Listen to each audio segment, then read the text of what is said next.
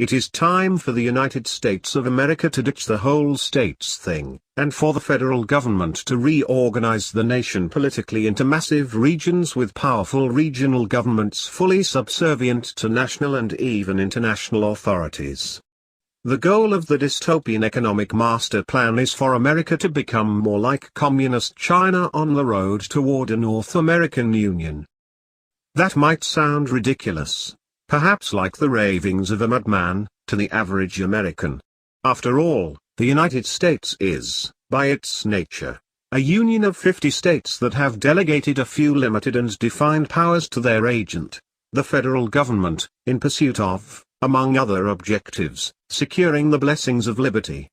If globalists get their way, though, that antiquated notion would be tossed onto the ash heap of history. Writing in the New York Times last month, a mid-level globalist operative with the warmongering, Global Government Promoting Council on Foreign Relations argued that there needs to be a new map for America. Advanced economies in Western Europe and Asia are reorienting themselves around robust urban clusters of advanced industry, wrote Parag Khanna, a CFR globalist and self-styled leading global strategist, whatever that means. Unfortunately, American policy-making remains wedded to an antiquated political structure of 50 distinct states. Instead of the 50 states, Khanna argues that America's new map should be based on regions, each with its own regional government. We don't have to create these regions. They already exist, on two levels, the CFR operative explained. First, there are now 7 distinct superregions, defined by common economics and demographics, like the Pacific Coast and the Great Lakes. Within these, in addition to America's main metro hubs, we find new urban archipelagos. Federal policy should be used to bring it all about, he said. Of course, Khanna, who was born in India but lived in Arabia and Europe, is hardly the first to push such a radical reorganization of America. In 1975, the Daily World, a Communist Party propaganda organ, published a piece by Morris Zeitlin headlined "Planning is Socialism's Trademark." In socialist countries, metropolitan regions enjoy metropolitan regional government and comprehensive planning, the communist operative argued. The economic and functional efficiencies and the social benefits that comprehensive national, regional and city planning make possible in socialist society explain the Soviet Union's enormous and rapid economic social progress. The Soviet Union ostensibly imploded less than 2 decades after that drivel was published, but only after murdering tens or even hundreds of millions of people in Russia and around the world. But Khanna does not point to the USSR to illustrate the glories of regional super-government planning. Instead, he points to communist China, ruled by a barbaric regime that has murdered more people than any other in history and was brought to power thanks in large part to the efforts of CFR globalists. Despite millenniums of cultivated cultural and linguistic provinces, China is transcending its traditional internal boundaries to become an empire of 26 megacity clusters with populations of up to 100 million each, Khanna said, as if communist China's brutal totalitarian rulers and their tyrannical ways were something to be emulated. Over time these clusters, whose borders fluctuate based on population and economic growth, will be the cause around which the central government allocates subsidies, designs supply chains and builds connections to the rest of the world. As the New American reported in 2013, the regime in Beijing is plotting to herd hundreds of millions of subjects from the countryside into the megacities touted by Khanna, at gunpoint if necessary. Western countries, Khanna claims, are following suit. He points to Italy and Britain, populations now subjected against their will to being ruled by the unaccountable regional regime in Brussels, as examples. Indeed, sounding enamored with central planning, the CFR globalist boasts that UK Prime Minister David Cameron is driving investment toward a new corridor stretching from Leeds to Liverpool known as the Northern Powerhouse. Why politicians should be driving investment in the first place was not explained. The same model of planned economic development based on regions should be pursued in America, Kanner argues. What would this approach look like in America? It would start by focusing not on state lines but on existing lines of infrastructure, supply chains and telecommunications, he said, adding that the routes stay remarkably similar to the borders of his emergent super-regions. For good measure, he goes on to take a swipe at local government, too, saying that too often, decisions about infrastructure investment are made at the state, or even county, level. In other words, if only Washington, D.C., was allowed to make all decisions about everything, America would be a better place, the wisdom of America's founders notwithstanding. But it will not be enough just to abolish and make irrelevant America's state borders. National borders need to go, too. Where possible, such planning should even jump over international borders, Kanner argues, citing the Detroit-Windsor region as a good target for the effort. Both sides are deeply interdependent because of their automobile and steel industries and would benefit from scaling together rather than bickering over who pays for a new bridge between them. Detroit's destiny seems almost obvious if we are brave enough to build it, a midpoint of the Chicago-Toronto corridor in an emerging North American Union. Emphasis added. And here you thought the North American Union was a conspiracy theory. But who can blame you? The New York Times itself, which published Kanner's pro-Nor diatribe, has long demonized those who exposed the agenda, including this magazine.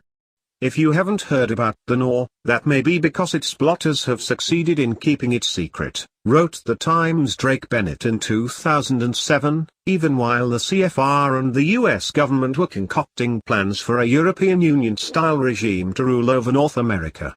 Or, more likely, because there is no such thing. Government officials say a continental union is out of the question.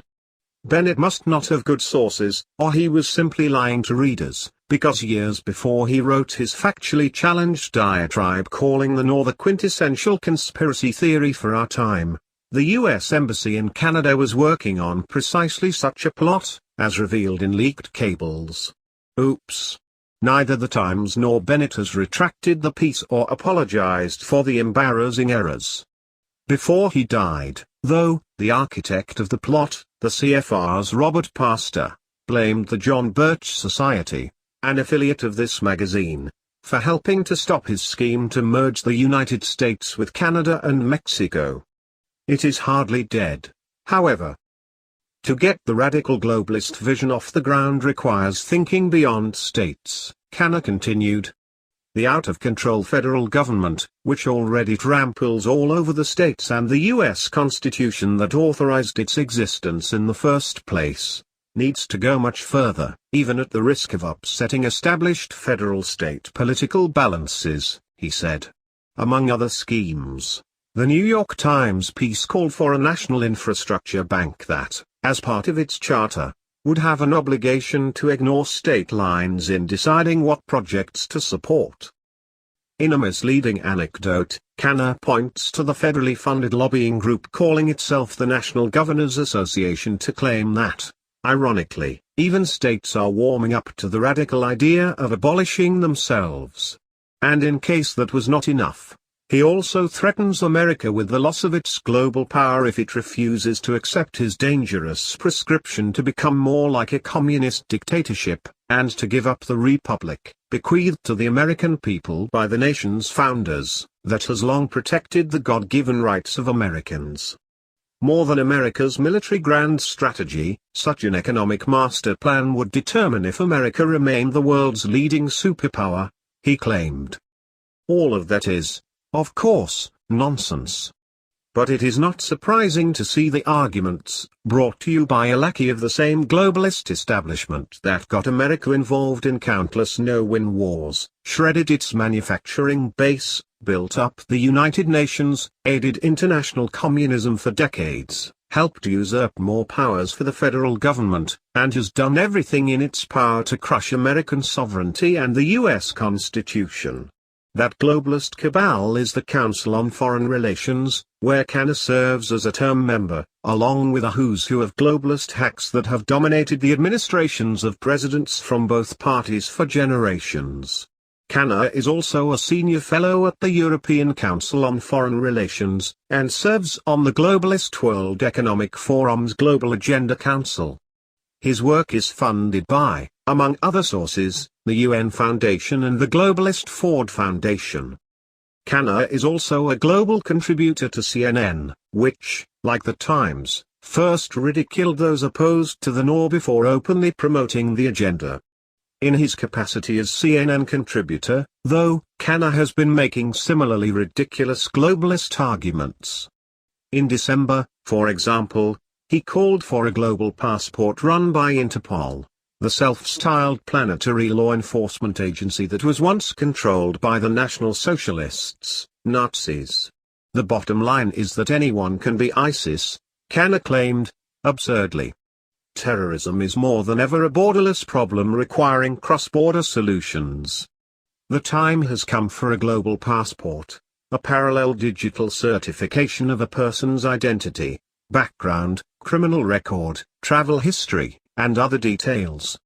The digital record would be regularly updated based on databases from airlines, customs agencies, banks and other sources, and could be managed by an independent international authority such as Interpol. As Americans increasingly rise up against the pseudo-intellectual globalist establishment that has all but murdered the United States as a free and independent nation, the rush to subvert state and national sovereignty in America will accelerate.